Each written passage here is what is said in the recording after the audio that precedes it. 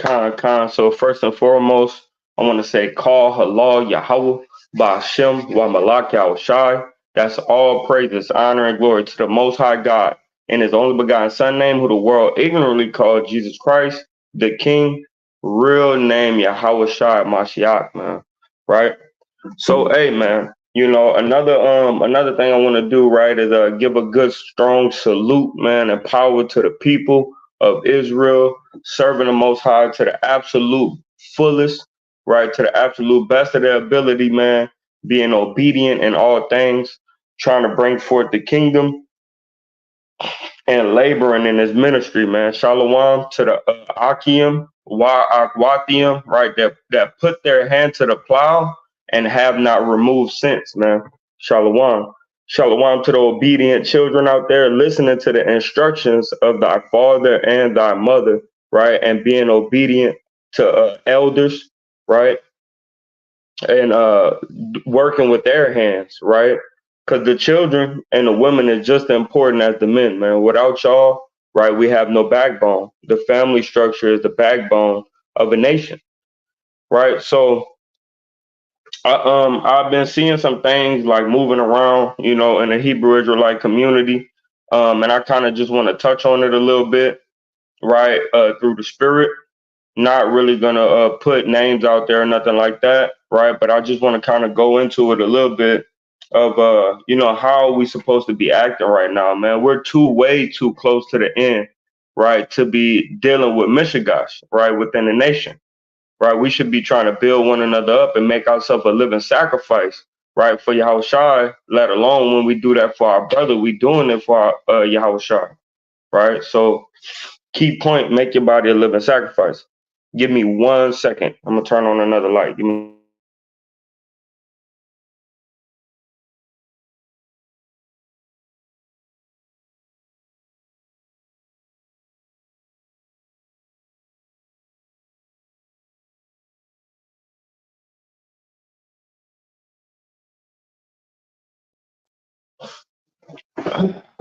That might be a little better. Yeah.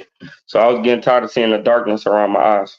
But let's get it, man. I'm gonna get two opening precepts, man, and we're gonna kind of get into it. This is the book of Psalms, right? Chapter 133 and verse number 1 on down. Right here. It says, "Behold, how good and how pleasant it is for brethren to dwell together in unity. It is like the precious ointment upon the head that ran down upon the beard, even Aaron's beard, that went down to the skirts of his garment." So his beard went down to the skirt of his garment, "as the dew of Hermon," right? A very misty place because of the rivers and the waters that surround that area, "and as the dew that distends upon the mountains of Zion, for there Yahweh commanded the blessing, even life forevermore." Right? So as we see, man, it's a beautiful and pleasant thing for brothers to dwell together in unity, man. And when discrepancies happen, right, that's when you need to remember that you have that ointment, man. You have that eye salve, right? You could see things differently eventually. So in the moment, right, try to be a peacemaker, try to have peace, right? So let me get that right quick, and then I'll get my next precept. So we're gonna get into Matthew chapter 5, right?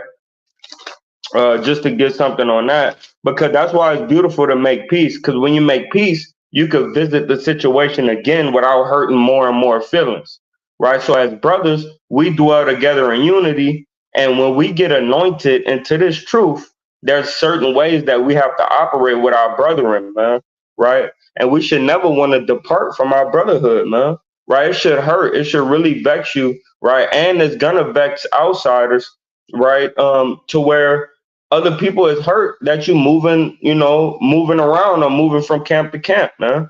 Right? So we need to understand this thing, man, because when certain altercations happen, one of y'all have to become the peacemaker. Whether that be you getting you removing yourself from the situation, right, or mentally you detaching from your feelings and being able to fully hear a brother out, so you could comment in the right manner and try to calm that brother down, right? So it's always a way with us being brothers, dwelling in unity together, and that being a pleasant thing, right? We have to watch our spirit, safeguard our mouth, and then try to gain or capture the evil spirits that's in our brother, so that way we could bring him back to life, right? If y'all can understand, I know that's kind of spiritual, right? But if you can understand, you know what I'm talking about, right? So I want to get this quick precept. This is the book of Matthew, chapter 5, and verse number, let me see, 5 and verse number 9. Blessed are the peacemakers, for they shall be called the children of Yahweh, right? And we see that happening with Moses, man. We could go into Exodus, right, chapter 3, and after Moses slew the Egyptian, what happened? Right, hold on. Boom, boom, and then slew the Egyptian. Hold on. Okay, there we go. So, chapter 2, actually, Exodus chapter 2 and verse number 11. And it came to pass in those days, Moses was grown, that he went out unto his brethren and looked on their burdens, and he spied an Egyptian smiting a Hebrew, one of his brethren. And he looked this way and that way, and when he saw that there was no man, he slew the Egyptian and hid him in the sand. And when he went out the second day, behold, two men of the Hebrews, right, strove together. And he said unto him that did the wrong, wherefore smitest thou thy fellow? And he said, who made thee a prince and a judge over us? And intendest thou to kill me as thou killest the Egyptian? Right. But at the end of the day, we see what Moses did. He went over there to make peace between him and his brother. Right. So sometimes you got to bring another brother into a conversation, right? Because you might be high headed at the time. You want to bring another brother into the conversation so he could be that peacemaker if you can't be, man. But every brother and sister need to in a strive to be that peacemaker in a complex situation, man. Right, to where you could kind of say, okay, well, look, brother, things kind of hot right now. You know what I mean? I'm gonna leave it alone. I'm gonna go ahead and distance myself, right? And tomorrow we'll talk about it. Later on, we'll talk about it. An hour from now, we'll talk about it. You know, whatever the case may be, right? But as we see, Moses was called a friend of God, and he was trying to make peace with his brother, right? He slew the other nation, right? But he tried to make peace with his brethren, man, right?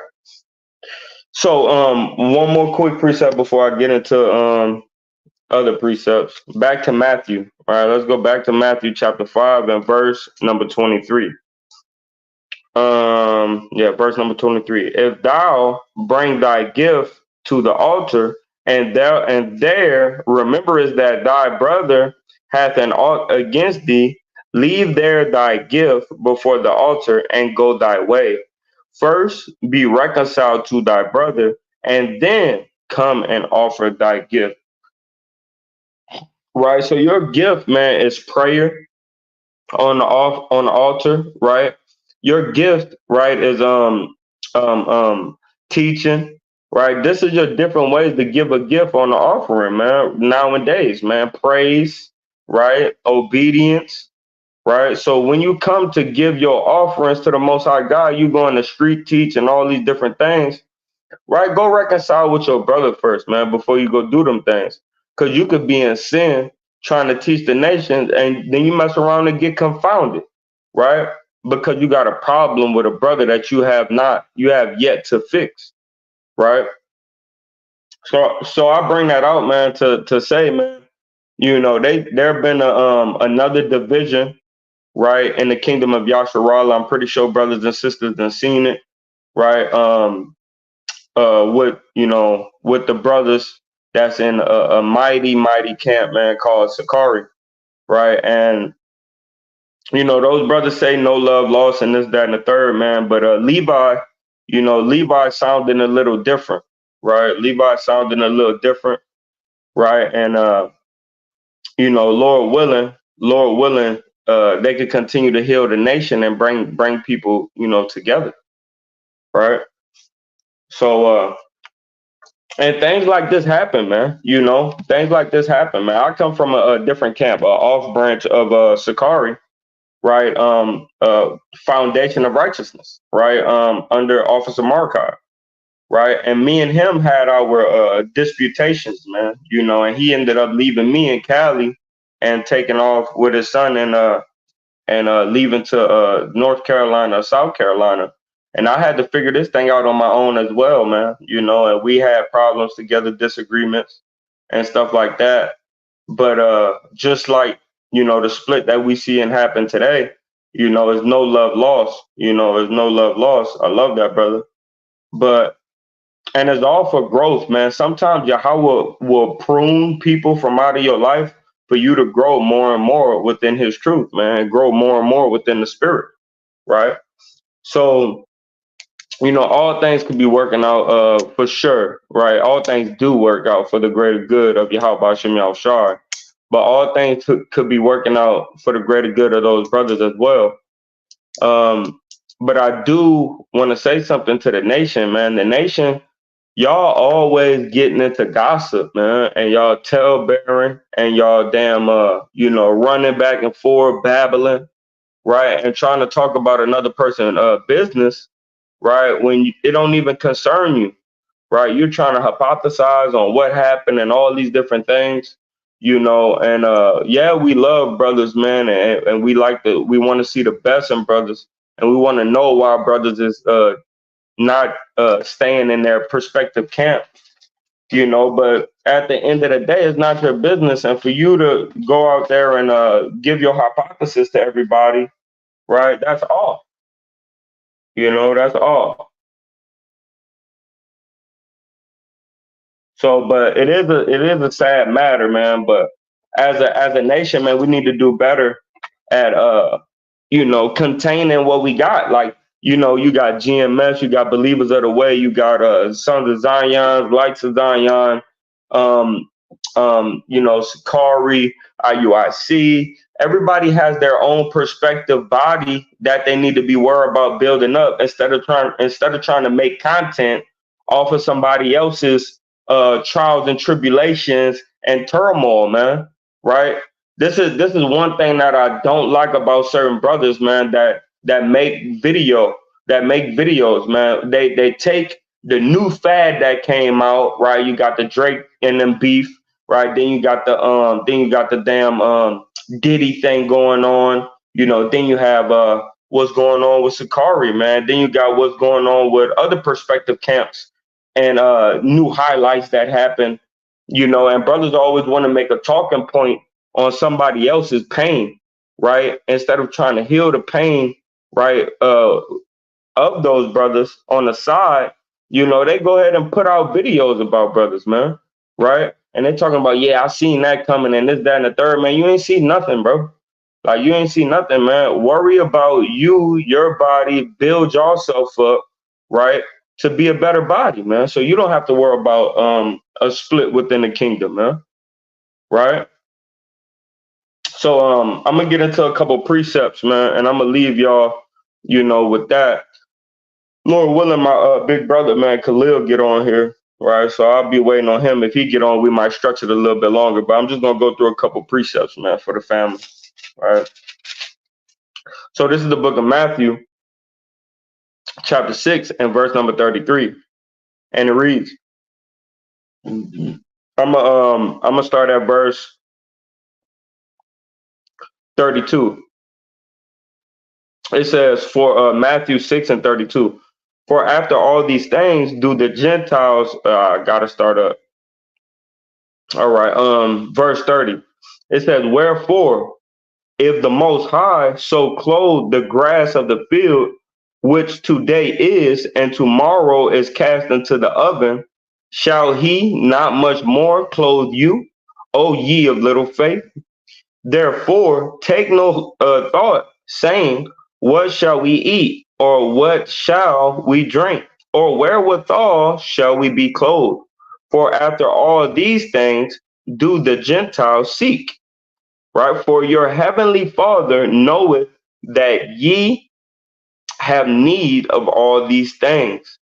But seek ye first the kingdom of Yahweh and his righteousness, and all these things shall be added unto you. Take therefore no thought for tomorrow shall take thought for the things of itself. Sufficient unto this day is the evil thereof. So when you constantly looking forward to the next day, you commit evil, man. Right? Like working on the Shabbat, working on the new moon, right? Worrying about if you're gonna have enough food, not taking the diligence, right, to look at the packages and see what's bad on there and what's good, right? So there's many evils that come through worrying about tomorrow, right? But Yahushua said, focus on the kingdom, right? And everything else, right, is meaningless, right? And it becometh evil, man, right? And this scripture right here always cut me because I believe that we could do all things through Hamashiach Yahushua that strengthens us.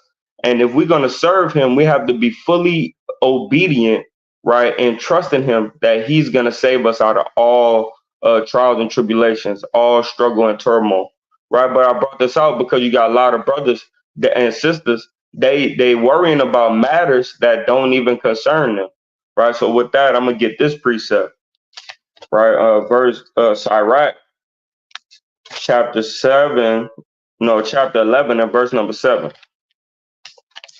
All right, let me see. Yeah, 11 and 7. Blame not before thou hast examined the truth. Understand first and then rebuke, right? So you have a lot of brothers, man, coming with their hypothesis, right? Thinking on a matter that has nothing to do with them, man, right? Not taking the time to talk to brothers on the side to see, what's going on, right? And this happens a lot in the kingdom, man. And even on the outside, man, you go to work, right? And the people that you work with, right? They kind of ask you, what's your take on the boss, right? What's your take on the supervisor? And you got to try not to talk about these things, man. Well, the supervisor kind of like blah blah blah, the manager like whoop whoop whoop, and the owner is like dot dot dot. You feel what I'm saying? Don't do that, right? Because you don't even know what's going on in that person's life. You can't examine a person without knowing the truth, man. Get to know the brother, man. This is how therapy works, right? Therapists, they don't just say that, you don't just walk in there and say three sentences and they break down your whole personality, your whole life. No, man, you go in there for session upon session upon session, and you get to know your therapist, right? And your therapist get to know you, right? So it's the same way with every matter that's established on earth, man. It says examine, right, the truth, understand first, and then show your correction, right? Verse 8. Answer not before thou hast heard the cause, neither interrupt men in the midst of their talk. Because if you interrupting a brother in the midst of his talk, you can't hear out the whole matter, right? But also for you brothers that like to make declarative statements in your talk, if you're gonna declare something, you have to let a brother defend that point, right? Like for instance, if I tell you, hey man, you ain't handled that the right way. You should have handled it this way because this, that, and the third. You can't do that, right? Because you telling me, you declaring that I should have handled something a certain way, and now I have to explain why I handled it that way. That's you getting the truth of the matter and establishing the matter, right? So you can't continue to build a point or a premise, right, until you let me say something on a declarative statement that you have made, right? You can't just walk right past that and rant for 10 minutes, right? You gotta let that brother hit a point when you hit a point. Yeah, you could have been more light with that brother because I saw that it could have been done better, and this is why, and this is how I would have did it. And what you hold on, brother, you can't just move right past that, right? So it says, verse 8, answer not before thou hast heard the cause, neither interrupt men in the midst of their talk. Strive not in a matter that concerneth thee not, and sit not in judgment with sinners. Right? So we have to really hone into that, man. Strive not with matters that concerneth you not. Right? Don't try to figure something out. Don't get in an argument saying who's the best draft pick and y'all fighting back and forth, man. Don't get into the analytics or whatever's going on with different congregations or different churches, right? Don't strive in those matters, man, because they don't concern you, right? And then it says don't sit in judgment, right, with sinners. Now you're trying to judge somebody and judge a matter that you don't even have no information on, right? So, like the scriptures tell you, man, it's better to hold your mouth with a bridle, right, than just constantly speak out of your belly, man. Right, loosely paraphrasing Proverbs, right? And we're gonna get something in Proverbs soon, but verse 10, my son, meddle not with many matters, for if thou meddle much, thou shalt not be innocent, and if thou follow after, thou shalt not obtain, neither shalt thou escape by flying. So when you meddling in different matters and you worried about everybody else's situation, you can you can't focus on yours, right? This is why as a body in K.O.Y, we have counsel with you, and then we let you do what you want to do, right? And then you come back to us and you'll say, I used your counsel, I didn't use your counsel, this is what happened, right? This is what didn't happen, right? And then you have a counsel again where you should have did this is how that should have happened. So next time try it like this, right? But we don't sit there and be on the step by step in your business, man, right? Because that matter, I can't meddle with a whole bunch of matters, man. Right? What matters to me is getting the kingdom. So I'm focused on me, my family, the brothers in the community of K.O.Y, the brothers in the nation, right? But everybody has their own respective counselors, man. Everybody have their own respective body that they hang with. I only could do so much, right? As a brother with wife and kids. This is why Paul was so fervent and on fire, is because he didn't have to deal with his own specific family. He deemed everybody else his family that he was teaching and raising up as children, man. So it was easier for him to say, okay, I'm going over here. I'm correcting this over here, right? But with us, man, we need to, it says, my son, meddle not with many matters, for if thou meddle much, thou shalt not be innocent. If thou, right, follow after, thou shalt not obtain. You'll never be able to fix everything, man. You'll never be able to fix everything. I know as a man, we're fixers, and that's what we want to do. Hey, y'all give me 1 second. I'm gonna get this in the GNT. I'm gonna get this in the GNT right quick, right?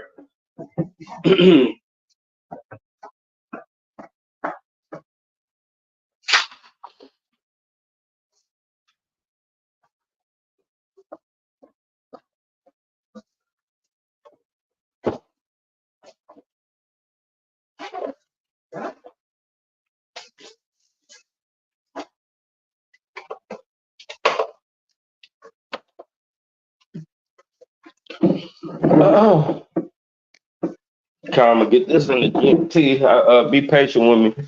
But yeah, man, you a meddle in a whole bunch of matters, right?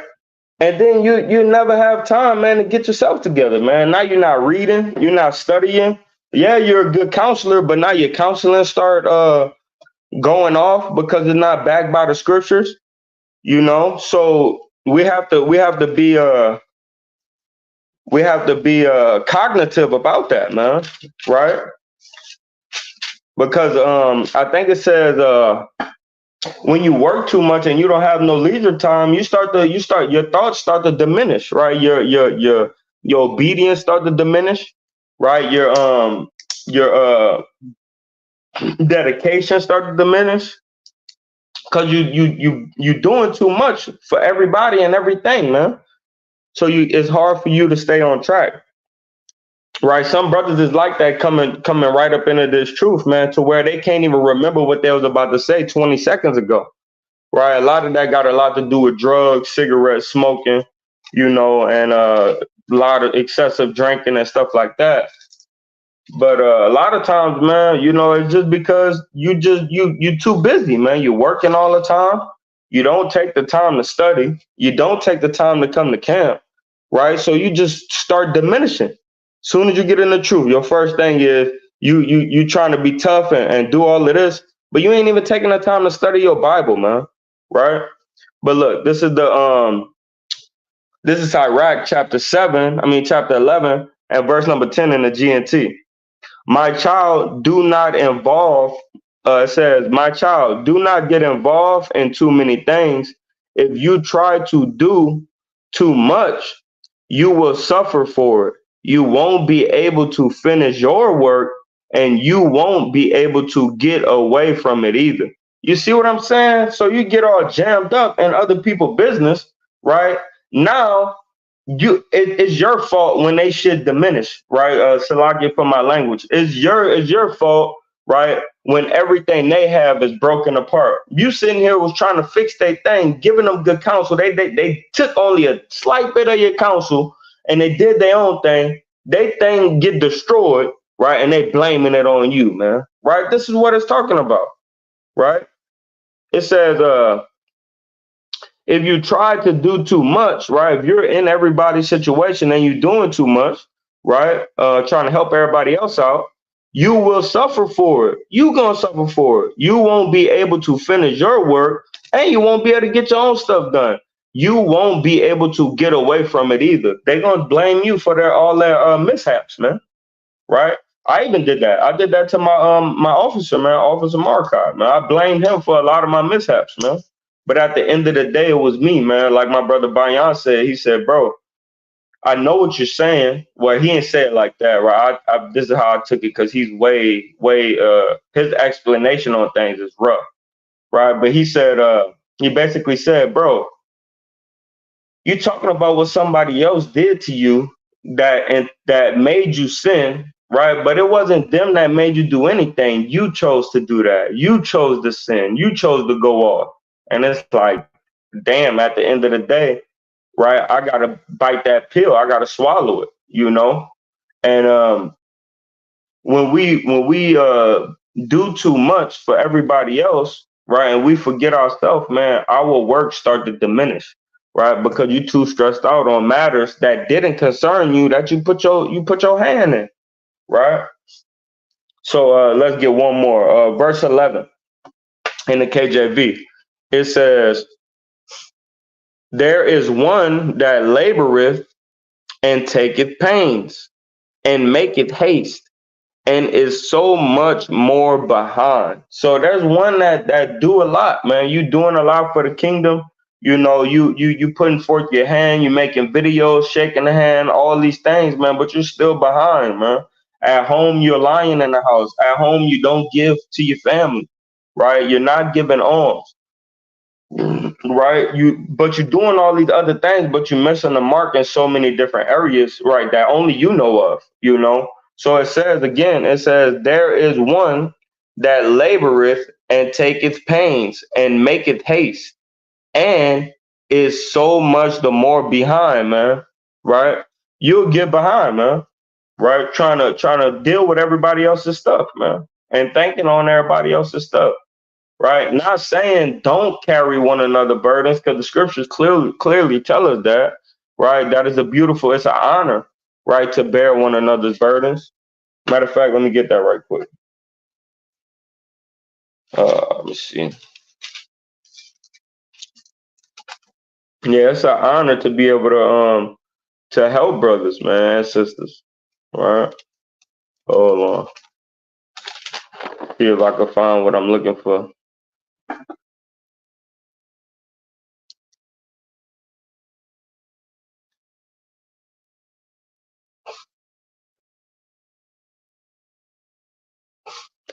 So this is the book of Philippians, chapter 2 and verse number 4.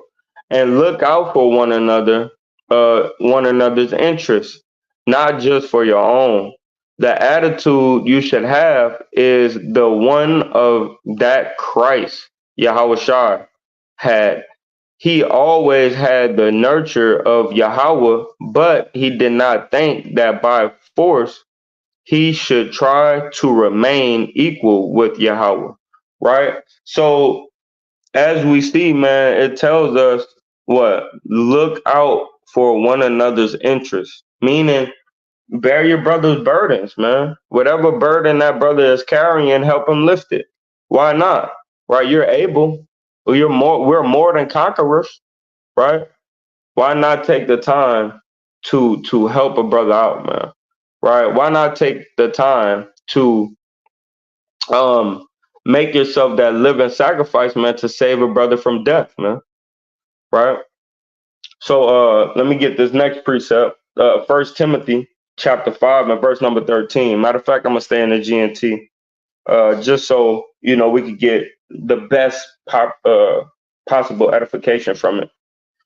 This is the book of First Timothy chapter 5 and verse number, I believe I want 12, but hold on. And becoming no. Verse 13. They also learn to waste their time in going around from house to house. But even worse, they learn to be gossips, right? Gossipers and busybodies, talking of things they should not, right? So certain things, man, there's nothing to speak on about it, man, right? I was having a conversation with a brother yesterday, and I said, "Hey, bro, look, at this time, we only know what we heard, right? And let's just not talk anymore on it because we don't know. Nobody didn't say nothing specifically at this point. Brothers is guessing. Let's just yield right here so we don't get like the scripture tell you, man. If through much talking, man, you could enter into calamity, right? The Lord could judge you, man, from the things that come out of your mouth, man, let alone for the things that you think, right? So I'm gonna get a couple more, man, and we're gonna get up out of here. This is the book of Matthew, chapter 11. Hold on, I'm gonna get it in the KJV. The book of Matthew, chapter 15, and verse number 11. And it reads, "Verily I say unto you, among them that are born of women," hold on, that ain't it. Salaki. That was Matthew 11 and 11. Salaki. But that was a beautiful precept, though. Matthew chapter 15, verse 11. And he called the multitude, and Salaki, verse 11, not that which goeth unto the mouth defileth the man, but that which cometh out the mouth defileth the man. Then came his disciples and said unto him, knowest thou that the Pharisees were offended after they heard this saying? But he answered and said, every plant which my heavenly Father had not planted shall be rooted up. Let them alone. They be blind leaders of the blind. And if the blind lead the blind, both shall fall into a ditch. Right? So the key point is verse 11, that which goeth into a man, that Matthew 15:11. Not that which goeth into the mouth defileth the man, but that which cometh out of the mouth, this defileth the man. Right? So it's not what goes in, man. It's not what you take in, right? Listen to a matter and tell a brother, like, yeah, I'm hearing you out, bro. Go ahead, vent it out. Right. But if you don't have the both of the parties, you can't really speak on too much, man. Right. So it's not that which goes into you, right? Because it's good to be that person that people vent to. That's a beautiful thing. That's a beautiful character to have and hold secrets. That's a beautiful thing, right? But you don't want to let out something that you have nothing, no dealings with, right? So it says that which goeth in doesn't defile you. That you take in your brain doesn't defile you, but it's what your actions what comes out through your actions that defile you, which is your mouth or your doings, right? So when we see these different matters, man, we can't always speak on certain things, man. If you don't have both parties and the edification from both parties, you cannot, or all three parties, you cannot make an assumption on that matter, man. Right? Whether it be, oh, it was doctrine that split them up. Oh, it was, it was one person was smarter than the other person that broke them up, man. One person had more followers than another person. It was pride. It was this. It was that. You can't speak on a matter like that because that's just going to defile you, right? Be patient, right, and endure, because that's who's going to inherit the kingdom of God. So, right, let me get one in Romans. So check this out. This is a beautiful, beautiful precept in Romans. And we're going to read, this is Romans chapter 3. We're going to read Romans chapter 3 and verse number 13 to, no, 15 to verse number 18. Let me see. Romans 3 and verse number 15. Salaki, we're going to start at 13 and read to verse, let's see what I got, 16. We're going to read to verse 16. So it says, their throat is an open sepulcher, right? A sepulcher is somewhere where you put the dead, right? So their throat is an open sepulcher, right? It stinks, it's full of death, right? There's no life in it. You know, that's what Yahweh is saying. Their throat is as an open sepulcher. With their tongue, they have used deceits. The poison of ash is under their lips. Right. So you have all this death, destruction, and decay that comes out of your mouth, man. So a lot of times that's why you need to, right. Proverbs tell us, or Sirach, it tell us if you don't have nothing good to say, cover your mouth with your hand, man. Right?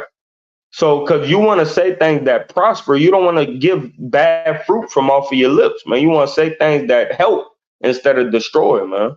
Right? Verse 14, whose mouth is full of cursing and bitterness, right? All you want to do is throw up curses on the heathen, man. All you want to do is throw up curses on your brother, man. Hope them to die, right? And bitterness, what is that? Making people feel like they're worthless, right? That they're a piece of garbage, right? You don't want to constantly be talking and making people feel like they're worth nothing, man. The whole point of us being in the Hebrew Israelite community, right, and practicing our ancient culture is to build up one another, man, and not to tear one another down, right? So the Lord is telling us, right, Yahweh Shah is telling us through this these variable topics and parables, right? He's telling us how to operate with one another, man, right? So it says, verse 14, whose mouth is full of cursing and bitterness, their feet are swift to shed blood, right? Which our feet not swift to shed blood. Nobody, we don't want to hurt nobody, right? Until Yahweh Shai give us that go ahead. But of our nation, we don't want to hurt nobody of our nation. Destruction and misery are in their ways, right? And the way of peace have they not known. There is no fear of Yahweh before their eyes, right? So when we see these different matters unfolding, man, we need to always remember to fear Yahweh, right? Fear Yahweh, love our brother, correct them with all long suffering, right? And be at peace with them afterwards, right? Because that's how we save our brother's soul from death, man, right? The book of James, chapter 4 and verse number, let me get it right quick. It's not talking about non-believers, man. The book of James, chapter 5, verse 19, or 4, verse 19 on down, is not talking about non-believers. It's talking about believers, right? Hold on. So it says, okay, so this is the book of James, chapter 5, and verse number 19. Brethren, if any of you do err, right, or go off from the truth, and one converted him, right, one changes him back, let him know that he which covereth the Salaki, let him know that he which covereth the sinner, Salaki, converted the sinner from the error of his ways, from his going off, shall save a soul from death and shall hide a multitude of sin. This is not talking about a regular brother that we go teach up on the streets. We got a different precept for that, right? This is not it contextually. Now, do we bring this out and is it used? You know, are we gonna get some sins knocked off for waking up those brothers and sisters that's in darkness out there? Of course, right? But this is specifically talking about brothers in camps, man. Brothers that know the truth, brother that walk in the right ways according to Yahweh Hashem Yahushua. When you correct those brothers and convert those brothers back unto the ways of Yahweh Hashem Yahushua, you cover a multitude of sins, right? So we need to be hyper focused on correcting each other in this truth too, man, and not being so arrogant to not accept that correction, man. Right? Me, at first I used to hate correction, bro. I didn't like correction, man. Damn correction, man. Right? Look, man. I know what I'm doing, bro. Don't talk to me. Don't tell me nothing. This is what's going on in my my head the whole time I'm listening to the counsel, right? So I wasn't able to retain anything, right? But once I got beat up enough and the Lord whooped me enough, now I love correction, man. Right? I might not like it in the moment. I might have to tell myself to shut up, right? But I get it. I get correction now, right? So, but that's how we save ourselves from a multitude of sins is by correcting brothers within the truth, man, that know the faith, right? So, last precept, Proverbs chapter 30, chapter 21, and verse number 23. Right, I might start at 22. Let me see. Proverbs, this is the book of Proverbs, chapter 21, and verse, let me see, verse number 21. He that followeth after righteousness and mercy he that followeth after righteousness and mercy. That means you giving mercy, right? Mercy, mercy me, man. When you want to go off on somebody and cuss them out and call them everything but a child of God, that's one good thing to say, man. Mercy, mercy me. It reminds you to have mercy on his brother or sister, right? He that followeth after righteousness findeth life, righteousness, and honor. A wise man scaleth the city of the mighty, right? He kind of looks at the city of the mighty, right? And cast down the strength of the confidence thereof, right? You show what type of spirit you coming in, man. Right? Confidence conquers fatigue and feebleness, right? So when you speak this doctrine and confidence, right, you're able to win souls, right? You're able to break down walls and bring your brother back into the captivity of Yahweh Shem Yahushua instead of into the captivity of Esau, Ishashua, right? The number of the beast, the name of the beast, and the mark of the beast. You're able to take that brother away from that, right, and bring him back into captivity under Yahushua. Verse 23, this is the point. Whoso keepeth his mouth and his tongue, right, keepeth his soul from troubles.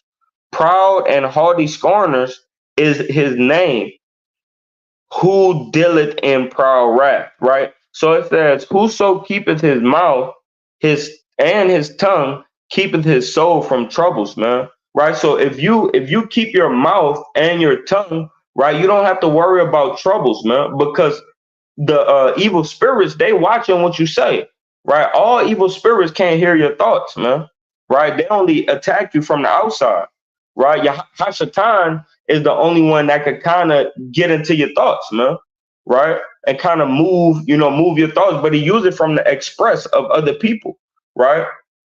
So it says, right, right quick, I'm gonna read it again.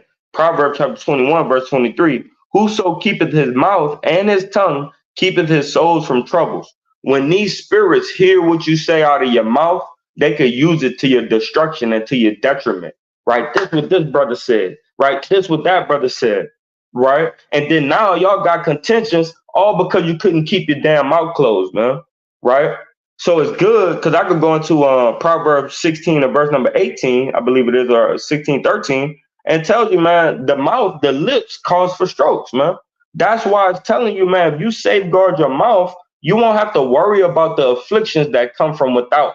right? Because all your afflictions would be handled within, right? You could trouble yourself and correct yourself before you have to worry about being corrected by anybody else, right? So make sure you safeguard your mouth, man, right?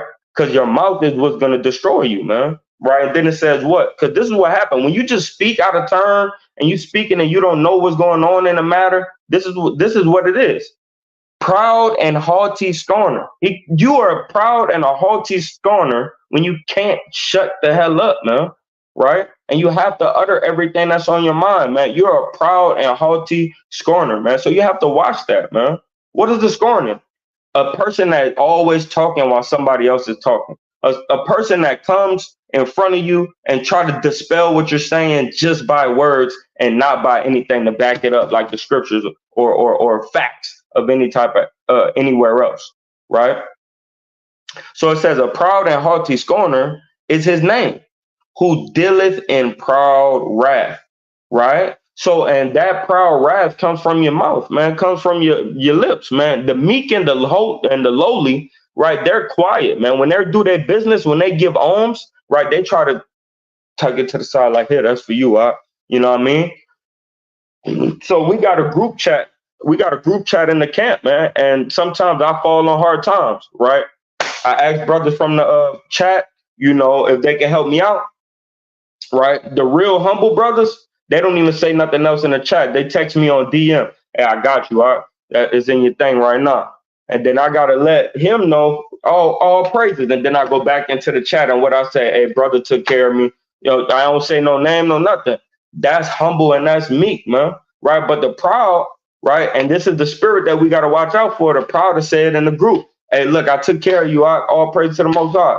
Hey, hold on. You know what I mean? Let's watch that because it could be borderline, right? So, but it's telling us a person that don't keep his mouth, right? He gonna get his soul into some trouble, and he's being proud and haughty.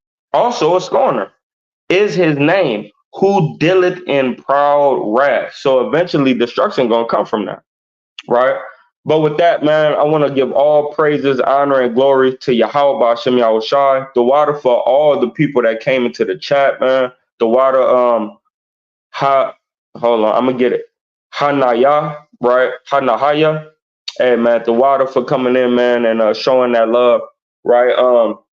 And the water for all the brothers and sisters that will check out this video. And Lord willing, it gives you some tips on how to just shut up, right?